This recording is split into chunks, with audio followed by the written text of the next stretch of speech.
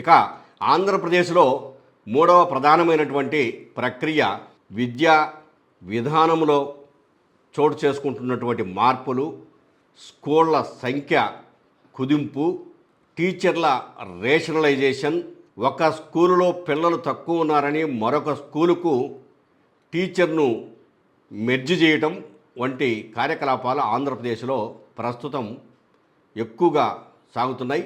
2 ఏళ్లలో అంటే కూటమి ప్రభుత్వము వచ్చిన తర్వాత ఇప్పటి వరకు 972 స్కూల్స్ మూతపడ్డాయి. 16,000 పైన స్కూల్స్ సింగిల్ టీచర్ స్కూల్స్గా ఉన్నాయి.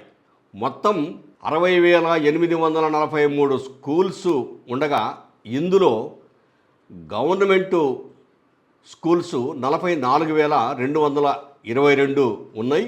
మిగిలిన స్కూల్స్ స్థానిక సంస్థలు అంటే జిల్లా పరిషత్తులు, మండల పరిషత్తుల నిర్వహణలో ఉన్నాయి.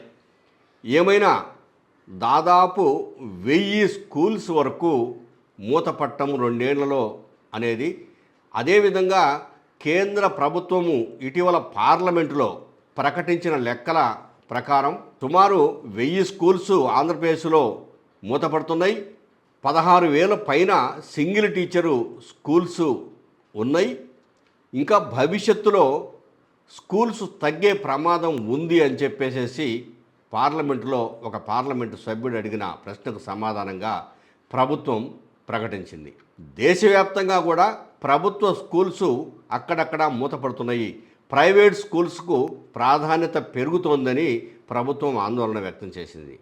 నిజానికి ఆంధ్రప్రదేశ్ రాష్ట్రంలో ప్రభుత్వ స్కూల్స్ చాలా బాగున్నాయి.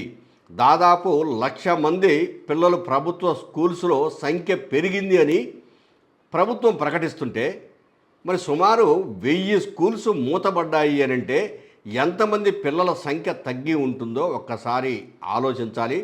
డ్రాప్అవుట్స్ సంఖ్య పెరిగింది. ఎక్కడైతే సింగిల్ టీచర్ ఉన్నాడో ఆ సింగిల్ టీచర్ స్కూళ్ళల్లో ఒక్కొక్క చోట 3 నుంచి 7వ తరగతి వరకు ఒకే టీచరు చెప్పాల్సి వస్తుంది. ఈ నూతన విద్యా విధానం కారణంగా వైఎస్ జగన్మోహన్ రెడ్డి ప్రభుత్వం పీరియడ్లో 1, 2 తరగతులను అంగన్వాడీ స్కూళ్ళల్లోకి కలిపారు. 3 నుంచి 10వ తరగతి వరకు చాలా చోట్ల ఒకే స్కూల్స్గా ఉన్నాయి. కొన్ని చోట్ల అప్పర్ ప్రైమరీ స్కూల్ ఉన్న చోట 3 నుంచి 7వ తరగతి వరకు ఉన్నాయి. ఈ అప్పర్ ప్రైమరీ స్కూళ్ళు కూడా ఒక్కో చోట సింగిల్ టీచర్గా ఉండటం బాధ కలిగించే అంశమని విద్యార్థుల తల్లిదండ్రులు ఆవేదన వ్యక్తం చేస్తున్నారు. ఉపాధ్యాయ సంఘాలు కూడా ఈ విషయంలో ప్రభుత్వం ఒక్కసారి పునరాలోచించాలి. ఈ స్కూళ్ళ మెర్జింగు, ఉపాధ్యాయుల మెర్జింగు అంశాలను పక్కన పెట్టి ఆ స్కూల్లో అంటే ఒక ఊరిలో ఎంతమంది పిల్లలు ఉన్నారనేది క్రైటీరియాగా తీసుకోకుండా ఆ స్కూలులో అక్కడ ఆ ఊరిలో స్కూలు రద్దు కాకుండా తగిన చర్యలు తీసుకొని తప్పనిసరిగా ఎంతమంది పిల్లలు ఉన్నా ఆ ఊరిలో స్కూలు విడినే విధంగా చర్యలు తీసుకుంటే బాగుంటుంది. లేకుంటే ఆ ఊళ్ళో ఉన్న 10 మంది పిల్లలైనా కూడాను ప్రభుత్వ స్కూలుకు రాకుండా బయటకు వచ్చినప్పుడు ప్రైవేట్ స్కూలుకు వెళ్ళిపోతున్నారు. ఆ పరిస్థితిని రానివ్వకూడదు అని చెప్పేసి విద్యార్థుల తల్లిదండ్రులు, ఉపాధ్యాయ సంఘాలు కోరుతున్నాయి.